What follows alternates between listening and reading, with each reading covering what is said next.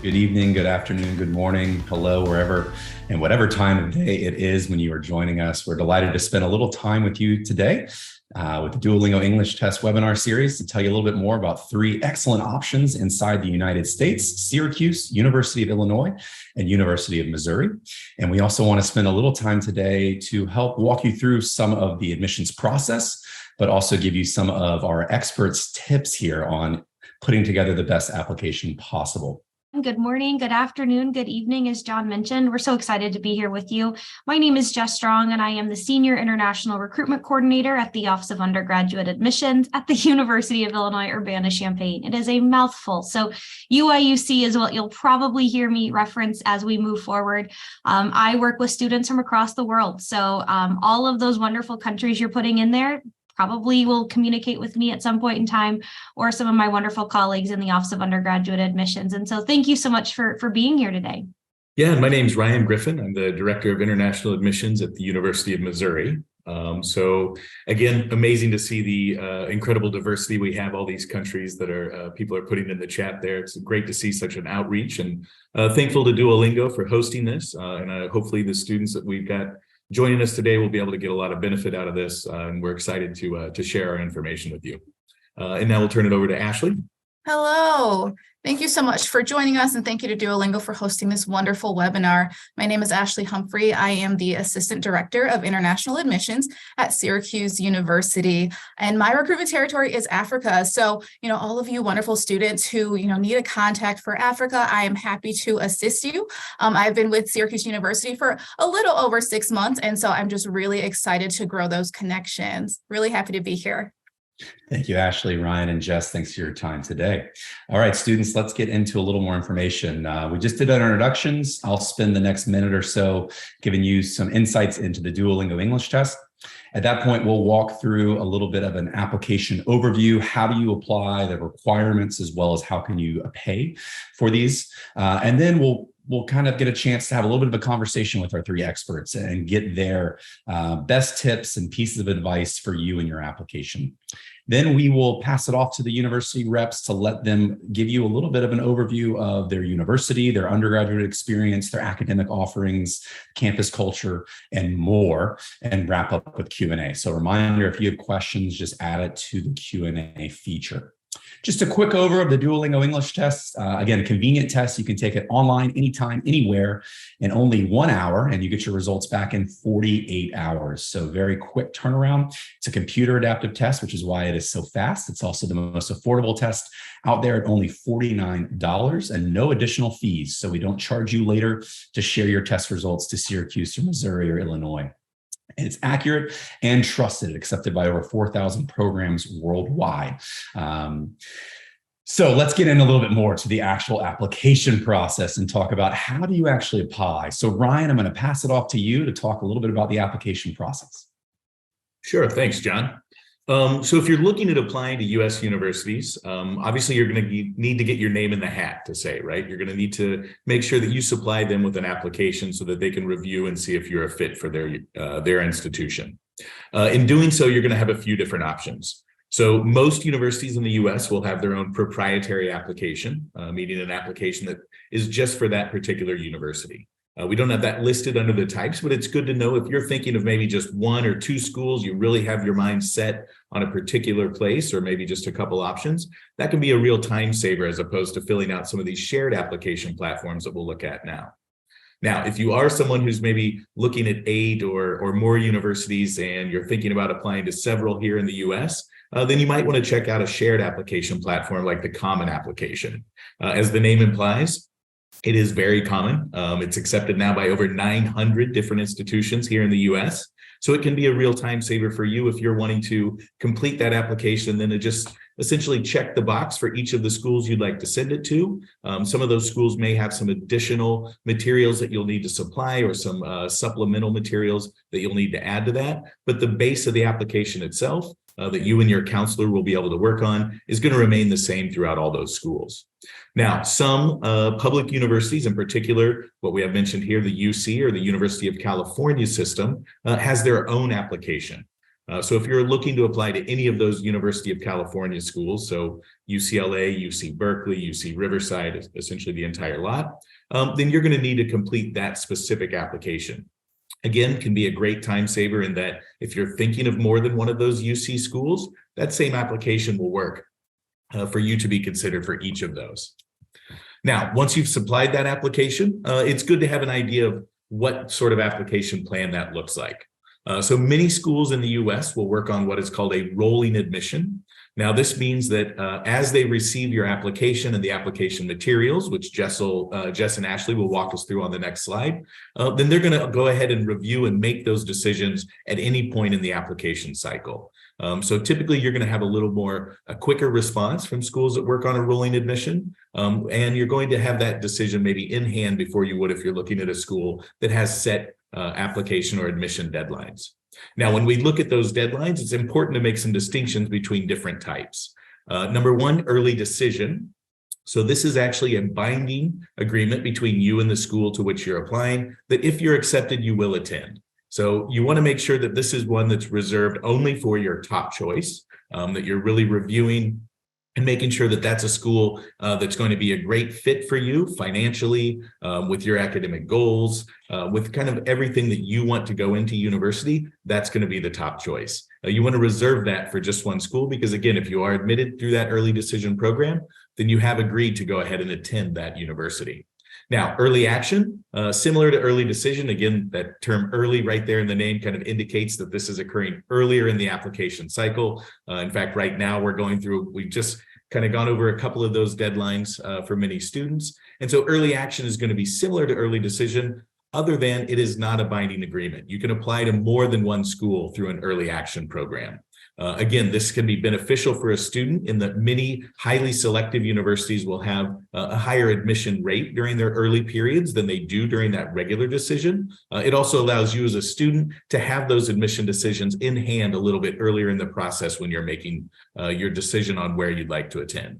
And then lastly, there's regular decision. Again, as the name kind of implies, this is going to be the standard period at which universities are going to collect and then release their admission decisions. This is going to provide you a little more time within that application cycle, as well as maybe a fallback position where if some of your early action or early decision applications don't turn out the way you would like, then you can come back and maybe look at applying to someone else still within that regular decision period if you meet the deadline. So now let's turn over and look at what are going to be some of the materials that you're going to need to supply when you make those applications. Ryan, thank you for such a thorough overview of the application process. I know it's not an easy process. And so students, I think it's so important to do a lot of research as to what works for each institution you're considering. So I think the disclosure is, while we represent 3 wonderful institutions, we're doing our best to represent the US as a broad scale right now of things to consider. And this will look very different institution to institution. And so we will probably highlight some of these differences in our school section just to give you 3 schools kind of perspective, but important to know that the application requirements are not standard. And so we don't have one way that you can apply that everything is the same. And so it is important to look through this. And so academics is generally, though, the core of admissions in the United States. Even if we're practicing holistic admissions, academics is still kind of that foundation we're building our decisions off of. And so you still do need to perform very well and continue to do what you can in the curriculum you're enrolled in. This also looks different school to school, but generally speaking, as institutions, we are looking for you to have done what you could do within the curriculum offered to you. We don't expect you to find all of these extra subject tests or AP requirements if not available for most schools. Some may say it would be recommended to do, but not required. And so there are some different terms there. But first and foremost, you're going to have to supply your grades and or a transcript of some capacity when it comes time to applying. This is where you're starting to see a lot of differences in the US. I can give an example of the University of Illinois. We actually want 0 transcripts when you apply. You have to self-report your entire academic record within the application portal. Whereas other schools may say, go ahead and just send me a PDF of your transcript as long as it's in English. And some others may say, we really need to have you send it officially to us from your high school counselor via email or postal mail. And so understanding that timeline is very important when you sit down to figure out What am I needing to turn in? How we look at these grades and transcripts may also look very different depending on how the university admits you to their campus. Some schools admit directly to a program, some admit to a college at the university, and others may just admit you to the university as a whole and say, once you're here, you determine the program you want. And so they may not have specific courses you have to have completed if they're admitting generally to the campus. Or if we're admitting you to certain programs, we may need you to have like math and physics if you're applying to engineering. And so it is important to think about academic fit. Where are you going to be a good fit student for your success? What are your interests? Do they align with courses you've already started to take? And do you have a foundation to do well in those? And what are your paths moving forward, knowing what you have to do in those programs? And so academics can be that first foundation. You're also probably going to see a lot now with testing, and it is confusing to determine what do you need to have turned in. And the ACT and SAT are kind of in this fluctuation right now in the United States. You've heard probably a lot of terms such as test free, test optional, test flexible is another one that's out there. And so generally speaking, it's important to ask, which of these policies fit your campuses you're applying to? And what does it really mean? Is it for admissions and scholarships? Is it just for admissions purposes? How do these test scores fit in? If a school is test optional, that truly means it is your choice as a student. Do you want these scores considered or not? The institution should not be prioritizing someone with a test score over someone without one if they are test optional, but it is something to ask as you're going through. Test free or test blind mean that they cannot consider them. The UC system is a great example. They will not consider test scores even if you want them submitted. They cannot, and so they are not allowed to look at them. And then test flexible means we don't mean it has to be an SAT or an ACT. It just has to be one type of standardized exam to meet requirements. And so you are going to see a variety of things within that. Especially within the ACT, SAT, it is important to ask your institutions, do you super score or do you not? That is also a distinction. So maybe some will give you a higher score if you have higher subscores on different exams, or some may say, no, we just want to see the highest one you've ever achieved. That will be a difference in policy as well.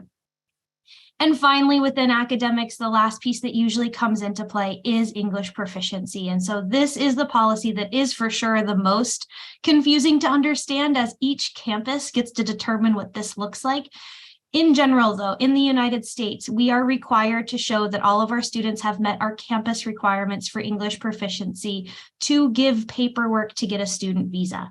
Each campus, though, gets to determine what that policy looks like. And so you will want to reach out to each school to see, what am I needing to do? Some will waive it for U.S. citizen and permanent residency. Here's a hint. Illinois is not one of them. Some are going to say, if you turn in an SAT or an ACT, we don't need an English proficiency exam, or if you've done a certain curriculum. So it does look very different, or different country to country requirements. And so this is something to not ever assume you meet it, and to make sure you're always asking admission officers, what are the requirements for your certain situation, so that you can feel prepared coming into the process. There are a variety of English tests, and we're not here to say that you have to do one versus the other. It's whatever is best for you. Each school will have different requirements for each of these exams. Many will be posted on their website. Some of them will not, but it is something you want to look through to see, are there certain requirements for direct admission or conditional admission or program admission? And so there are some variety pieces here as well. Ashley, we've talked about academics. I think the personal piece is where the holistic part gets confusing in the US system. Could you tell us a little bit more about those factors? Yeah, absolutely. Thank you so much, Jessica, for such a wonderful overview. So you mentioned something about fit, and I think that fit comes in really well when we're thinking about the personal aspect of the application process. It's really the portion where students get to insert themselves, their personality, and be more than just a name or a number in their application. Oftentimes, universities in the United States are really looking to craft a class, to craft a community, and that's something that we all really value. And so it's your opportunity as students to really come alive and express who you are and what you have to contribute to the campus community. And so, universities are looking for a variety of things in ways you can demonstrate that. And so we look for things like extracurricular activities. So what are some of those things that you're doing outside of the classroom that make you unique and special? So it can be anything from sports and athletics. It can be anything from, religious affiliations. Maybe you sing in the choir, and that's something that you're really proud of and happy about, and something that you can really share in the community with. Work experience. We understand that, not every high school experience is the same. And we understand that, maybe the US academic system has a lot of extracurriculars that are housed within the school, and that might be different, in the country where you're coming from. And we want you to express all of those things. And so maybe you work to help your family. Maybe you have started up a business because you're really passionate about something. I spoke with a student who was really passionate about being a DJ. And so he had a lot of other friends that were DJs too. So he started up a DJ business. So that was really cool and interesting to hear about. We want to hear about these interesting things because it makes you memorable. And so also community engagement. I think one of the important parts about kind of coming into your own, going to college and studying abroad is, what you really bring to a new community. We're really invested in creating a community of leaders. And so just anything that you can showcase your leadership skills will definitely stand out to the admissions office. And so there are also essay components. I know the Common Application does have essays, and you might have a general essay within the Common Application, but then also a specific essay for the school or schools you're applying to. So it's really important to keep that in mind. I know specifically within the Common Application that there are word limits, and so it's important that you adhere to those word and character limits so that your ideas don't get cut off. In the same vein of the essay, it's really, really important that you get your ideas out on paper and don't save it until the last moment. We want to make sure that your true, authentic voice is coming through. I think one of the common misconceptions when it comes to essay writing is that students think that there's one spectacular topic that admissions officers want to read about, or, one shining moment that we expect to hear from prospective students. And really, we're just trying to get a feel for your voice and who you are. And we really want that personal narrative to shine through.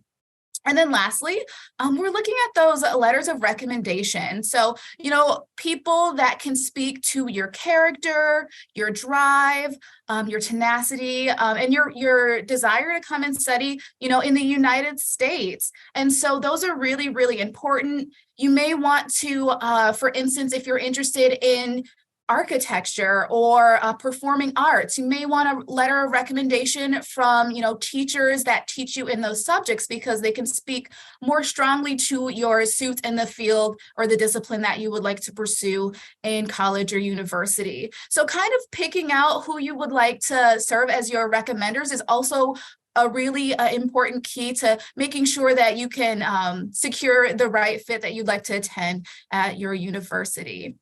Thank you so much, Ashley, Jess, and Ryan, for that overview. So you've heard a little bit about how to apply, as well as what the actual requirements are, and a little bit about the fit. And kind of as you heard throughout, especially from Jess, in many ways, it all depends. There's not one universal policy across the board, whether it's how to get into a university or how do you pay for it. So unfortunately, unlike maybe Canada or the UK or some other places that are a little more streamlined, the US is a little different in that. And so when we talk about how do you actually pay for college, you've heard about these wonderful schools, you want to attend one of them. Now let's talk about how do you finance it. There's generally two big ways to pay for college. There's financial aid, or what's referred to as need-based aid. Let's take a small example of this. University costs $50,000 a year. Your family can supply only $10,000 a year. We'll fill the gap and give you $40,000 a year to come study. So there are some schools, albeit a smaller amount of schools, maybe 50, 60, 100 around the US, that really do have a fair amount of need-based aid. So you can always seek those out if receiving a big portion of aid is crucial to your college search process. If that's a fundamental part of how you're going to be able to do it, is that you have to find 30, 40, 50,000 a year, then that should really be driving your search process, to be looking for those programs that offer that. In many cases, it would be awarded not only just based off of you. We want to admit you to our community. We want you to be a part of our overall campus and come study. And so because of that, we want to admit you. Now let's look into how much could you afford to pay. Okay, it looks like we could probably finance you and bring you on campus. So that's example A, which is financial aid or need-based aid. The other end of the spectrum is more merit-based aid, or often referred to as scholarships. So for instance, at Missouri and Syracuse, there are opportunities for some international students to receive scholarships. Again, not a whole lot, but there are some opportunities. I don't believe many opportunities at Illinois. So it just, again, it all depends here. 3 different universities, we get 3 different policies of how this works. But for the merit-based aid or the scholarships, thinking about this is really that you are standing out at a very high level for maybe your academics. Maybe you've been really involved in research, and this is a research school that has some funding for a research scholarship. Or maybe you have, as Ashley was telling you, you started that DJ business, and there's a campus scholarship for innovation and entrepreneurship. And they see that not only did you start your business, but you ended up hiring 3 or 4 people, and you run events all around your home country. And it's really become something that you're looking to expand across borders and whatever else.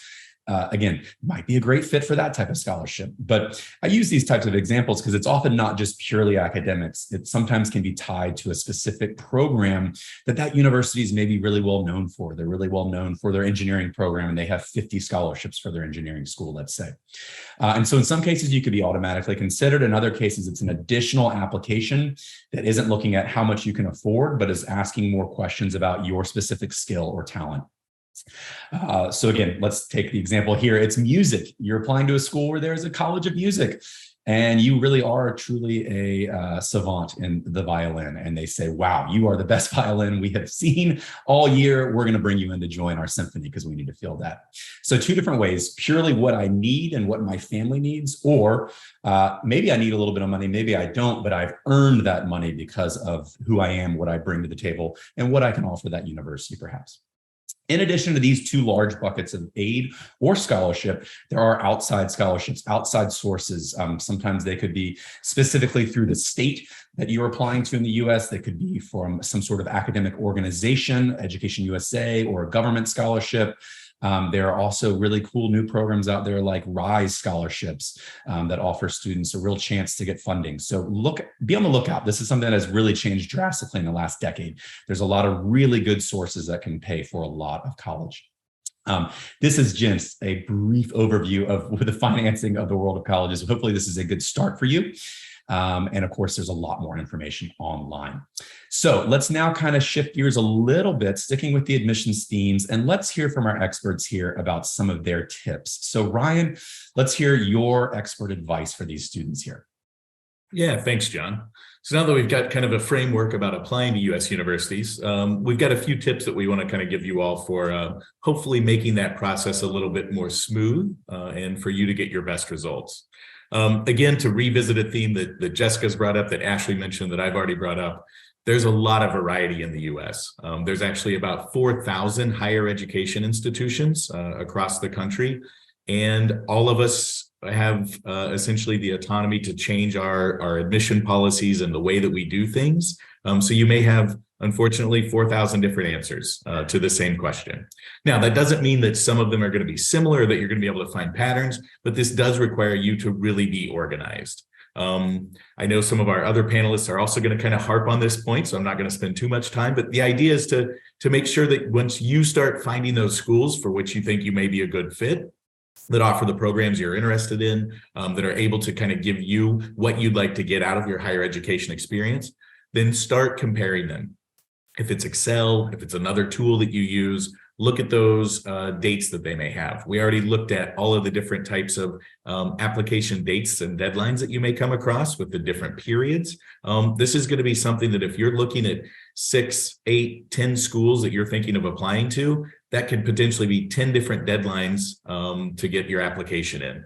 And then even within a certain school, there may be supplemental deadlines for a certain scholarship from their College of Engineering, or applying to their honors college, or something else internal to that school that presents even another deadline. Once you start narrowing it down further from there, looking at what orientation and housing, they're going to have deadlines on different campuses. So you're going to have a lot of information, and you're going to need to find a way to have that organized and for you to access it quickly and make sure that you have everything in on time and that you have things completed. Now, part of what's going to help you make that that kind of designation and see which schools may be a good fit is going to be that budget piece. So like John mentioned, education in the United States is relatively expensive. It certainly is an investment that you and your family are making in your future. So you want to, before you kind of get your list of schools set, have a very candid talk with your family, with your parents, or with whomever's going to be supporting you about what your budget is. That can help inform the schools that you're going to look at. Again, as John mentioned, also doing that research with those schools and seeing, do they offer any merit-based aid? What potentially will that cover of my costs? If they offer any need-based aid, and if that's something that's going to be important to you or a necessity for you to attend, then you need to already have that information together. Making sure that you've got that organized is, again, going to help you be able to narrow down your choices and make those selections to where you're putting your time into the applications that are going to make the most sense for you. My third point here is a hypothetical quote. We're happy to talk with you, but after you've finished your homework. So what do I mean here? Application officers like Ashley and Jessica and myself, we absolutely love talking to students about our universities. We can talk your ear off all day about UC, about Syracuse, about Mizzou. We love to do that. That's what we do. But at the same time, we like for those to be very meaningful conversations. We don't want to be essentially reading you the information you could have gotten off of our website, or potentially even information that's already been supplied to you in emails or other communications that we've had with you. We want to make sure that if we do connect, and we want to connect, but we want those to be kind of value-added conversations, right? So you having already done some of that base level research, understanding some of the programs on our campus.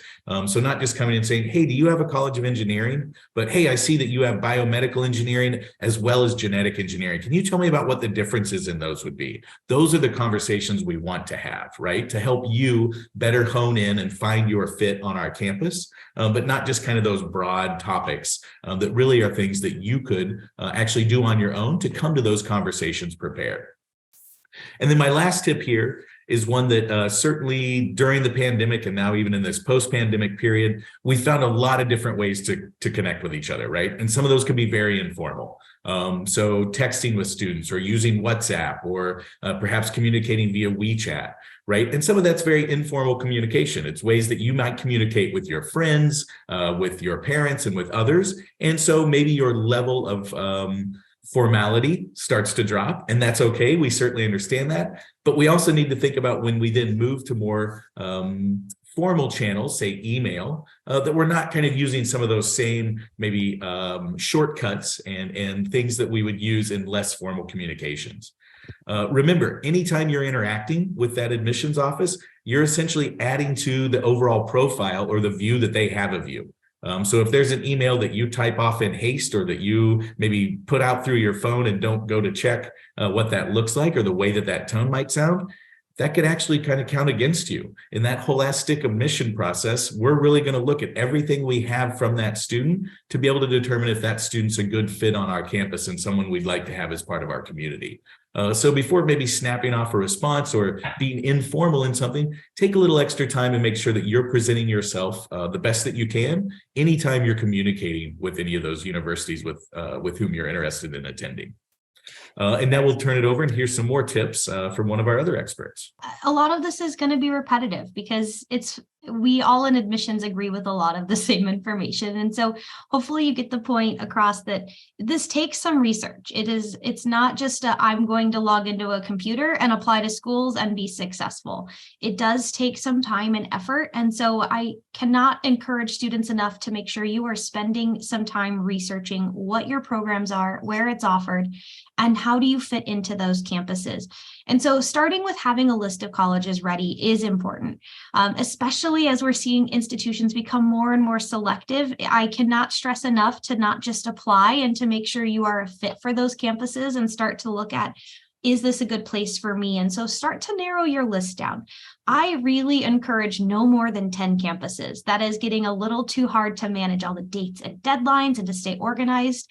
So if you can keep your list of schools under 10, and I mean worldwide, I don't just mean US, 10 total schools, that's when I think you can start to submit some really strong applications because you have time to put the expert information together. And so once you have that list ready, know all of the dates and deadlines. Don't figure it out along the way. Keep an Excel spreadsheet, a notebook, anything that you can that says, here's my school I'm interested in. Here's when the application opens. Here's the early decision or regular decision or any of those important pieces, scholarship deadlines, any of those things that you need to make sure that you're staying on track. Those are so important. Deadlines are there for a reason, and some schools have flexibility, but many do not. And so if you miss it, that's your one opportunity. And so you do want to stay organized there. It's then important to start gathering all your application materials. Make sure you have a copy of your transcript for those schools that you need to self-report them, or you have contact information of who to request your transcripts from if needed, or maybe you have to get them evaluated or translated. And so making sure you have all of that done is important. Also, recognize if you need test scores or not. I cannot stress this enough. Don't apply and then try to find all of these future test dates if you're not ready for them. Start to prepare ahead of time and take the Duolingo earlier so you have time if you need to retake it later, or you can take your SAT earlier and decide if you want to be test optional or not with your score results versus determining that and then taking an exam. And then it's time to tackle the application. This is, I know, an intimidating portion for students, but I cannot stress this enough. Please be yourself in the application. Do not try to be the version of yourself that you think is a perfect fit for each school. It is going to get cumbersome and tiring to try to make yourself fit 4,000 different campuses. And so really sit down and say, is this the best representation of who I am and my interests? And if you've done that, that's wonderful. If you get unfavorable decisions, you know you're not a good fit for that campus then because you were your authentic self in that application. And so making sure that you keep your voice, your narrative, and your passions at the front of your application will help you be successful and find a school that is going to be a good fit for you. And then it's time to write your essays and figure out what you need for each institution, going into details of your major interests or why those campuses, why the area that you're thinking of going into, and make sure that you have someone check over them, but someone you trust, not someone that doesn't know you, and keep your voice at the center of it. It's funny, but we can tell when someone else writes your essays because you start to email us a lot and it doesn't sound the same way as your essays do, or your application doesn't match in certain sections. And so please, again, be your authentic self. And then the last piece I cannot stress enough, once you hit submit, you're not done. You have to keep checking that application status. We're constantly updating things if we need edits or we need other information. And the biggest mistake students make each year is waiting to check in on the decision release date and realize their application's been incomplete for months and they don't get a decision then. So keep checking your status and making sure you're going through that process and keeping in communication with us. Thank You've you got so this. much, Jeff. Yeah. Yeah, that's right. You got this. There was actually a really good question that came in as you were chatting, since you were talking a little about getting your list of colleges ready. And I love this question. Where do I start? There's 4,000 universities in America. Like, what would maybe be a couple good starting places for a student to get that process going? Yeah, I think that's a great question. It's overwhelming, I know. And so I am one to tell you, even as a highly ranked institution, ignore the rankings. Those rankings are not based off your interests, and they are human error, can happen all the time. And so it's not a representation of what is a good fit for you. So it's simple things like starting with, do you have a geographic location that's important to you? Do you want to be in snow? If you don't come to Illinois. It's going to be snowy. If you want a beach, Chicago has a beach on a lake. I mean, that's close-ish, so it's things like that. Think about your priorities of those things. If your major's your priority, then start Google searches with who has this major and start to look through those schools. If it's near family, find out what schools are there. I call it a donut search. I want it to be at least an hour away from home, but no more than 5 hours from home. So I have a map that I circled and I had all my schools that could fit into that radius. That was my important factor. So it can be anything. So just start searching, but I say stay away from rankings because those are not based on you and your interests, usually not even at an undergrad focus. It's more on someone else's opinion of the school. That's great. Thank you, Jess. And for the student who asked that and other students who have that same thought, I think, especially since pandemic, the resources and the availability of resources have changed where you could always find answers to your question, but now these universities are spending lots of time and resources to give you wonderful videos, giving you overviews of their education or interviews with faculty or a day in the life of a student or whatever that might be. So as you start to zero in and find some opportunities, just start signing up for any type of virtual sessions like these. You can watch live or watch later and just start to really receive information, because as you start to maybe figure out some options of where you might want to look, there's going to be really an overwhelming amount of resources. So there's a lot that can help you kind of zero in on that search a little bit.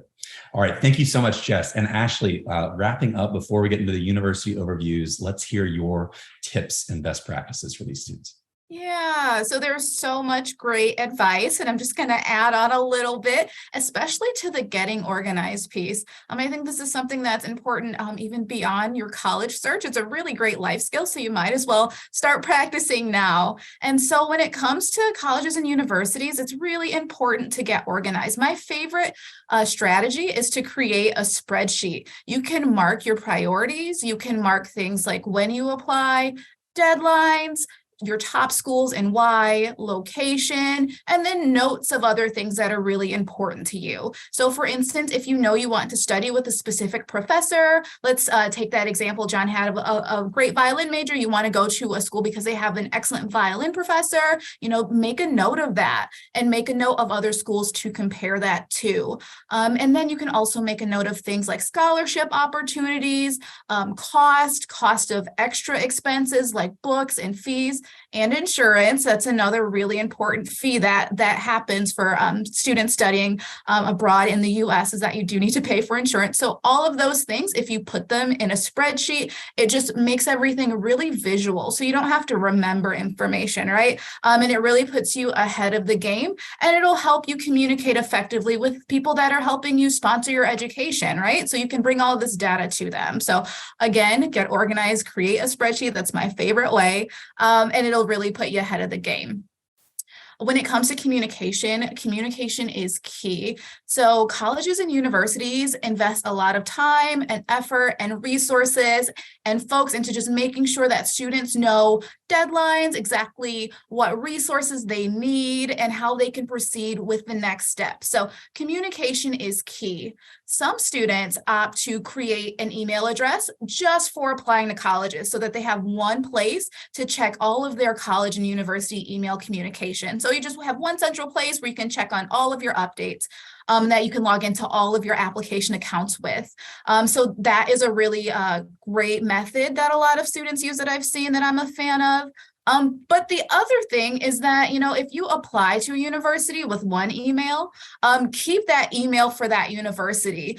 Sometimes students might, switch emails or have different email accounts or use their high school email address that then gets deactivated at some point during the admissions process. And then it just kind of stifles that whole line of communication, and it makes for a really confusing experience. And we don't want that. So, just check your emails, stay in communication with the universities that you're interested in, and it'll really alleviate some of that stress, just so that you have that line of communication open and that your email addresses are consistent.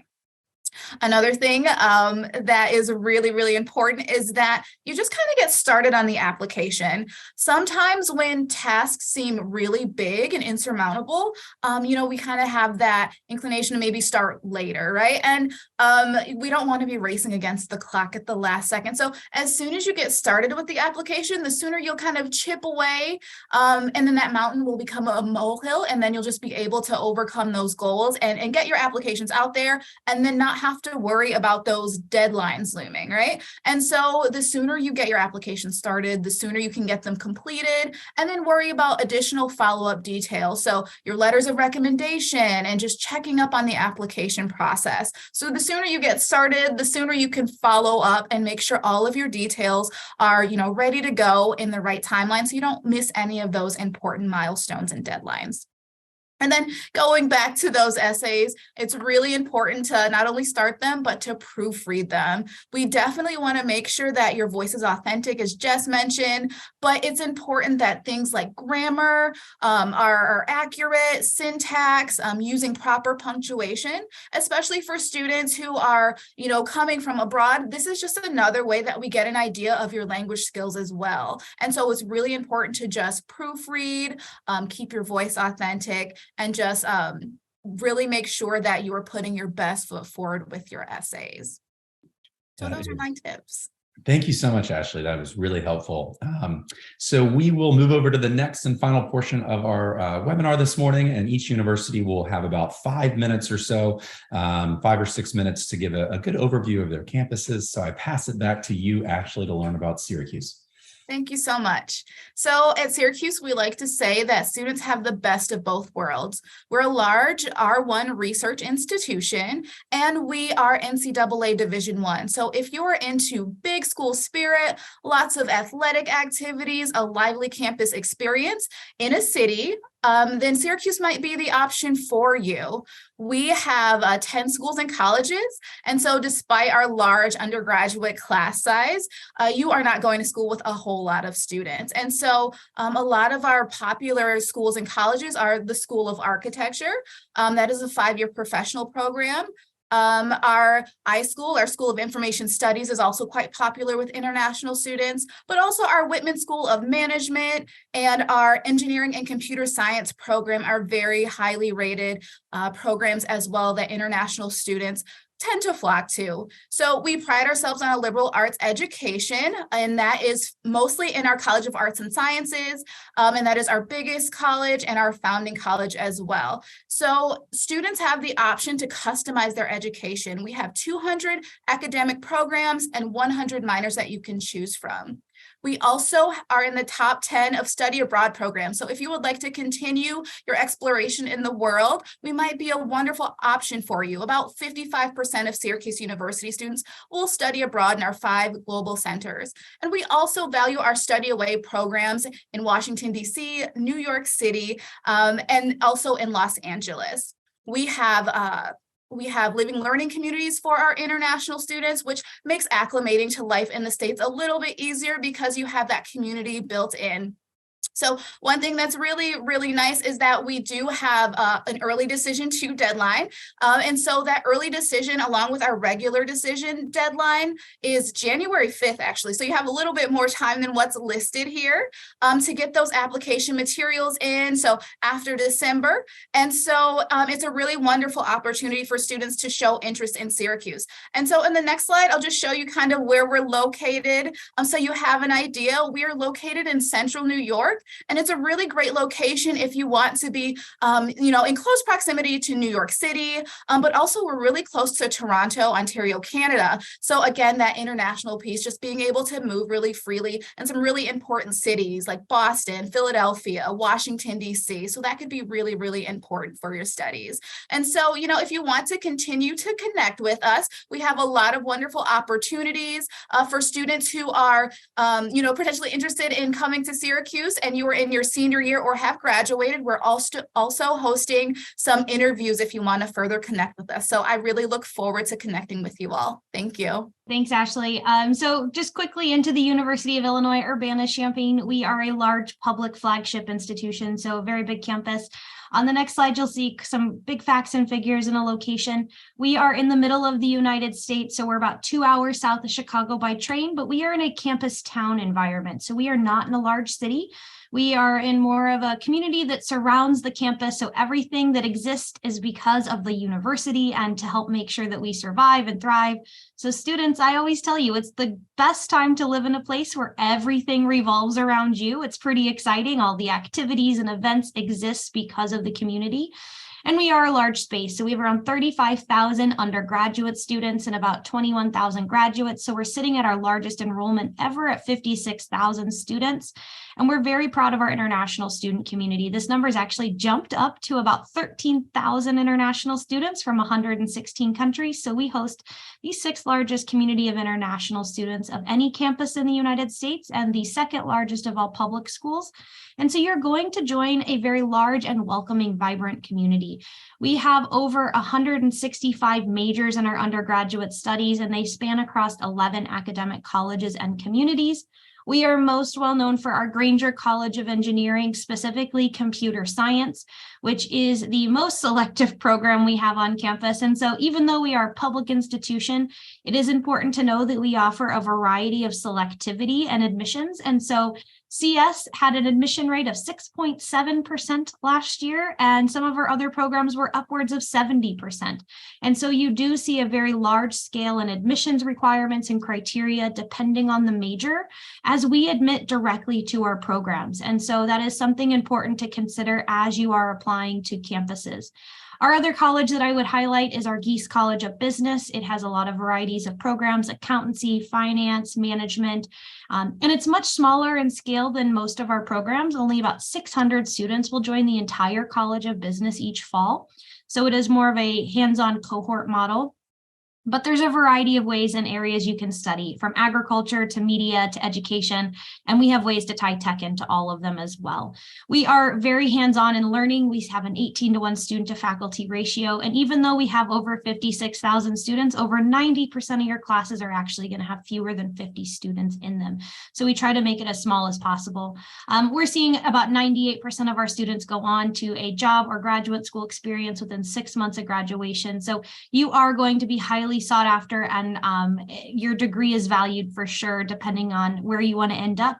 And we're seeing a lot of companies come and recruit, over 13,000 different ones last year. So definitely setting you up for success in a global space with a very vibrant alumni network. And on the next slide, we do have a lot of resources for you to stay connected. If you would like to visit our international page and some of our information there, you can scan this QR code. We have virtual webinars every other Wednesday at 7 a.m. Central to make sure it fits international time zones, so you can learn more about the application process and what Illinois can offer you.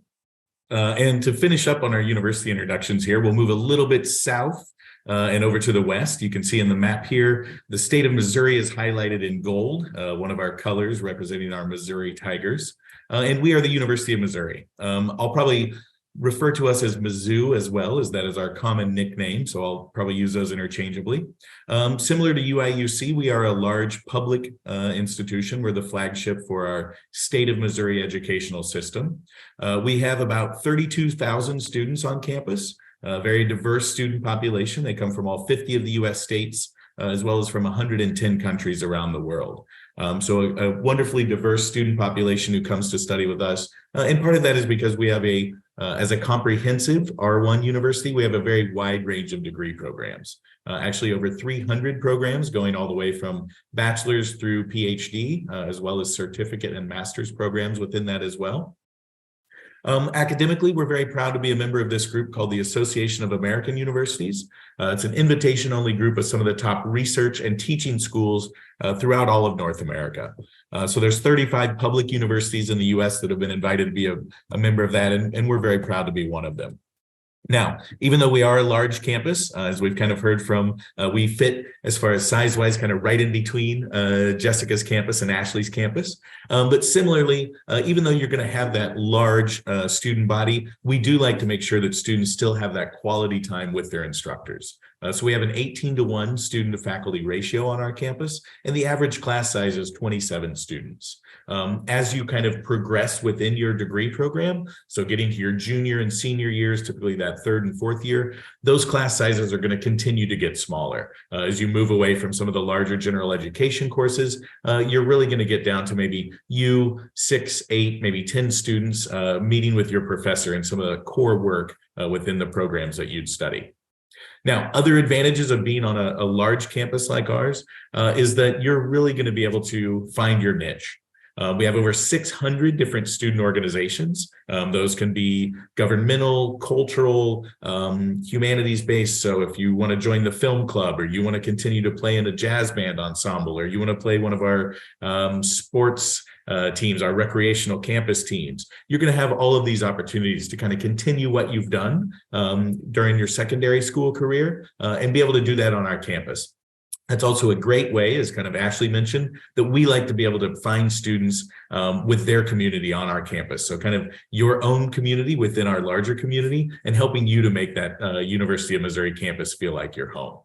We're also very proud that Mizzou degrees are door openers. We have a 95% positive career outcomes rate for our May 2021 graduates, the last cohort for which we had data. And so again, that really shows that students that come to study with us, that it does open doors for them, and that there are plenty of employers and other educational opportunities awaiting them after graduation. On the next slide, we'll look a little bit about what I think makes a Mizzou degree unique.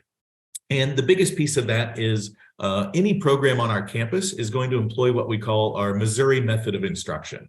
Now, this is an intentional incorporation of experiential learning into each of our degree programs.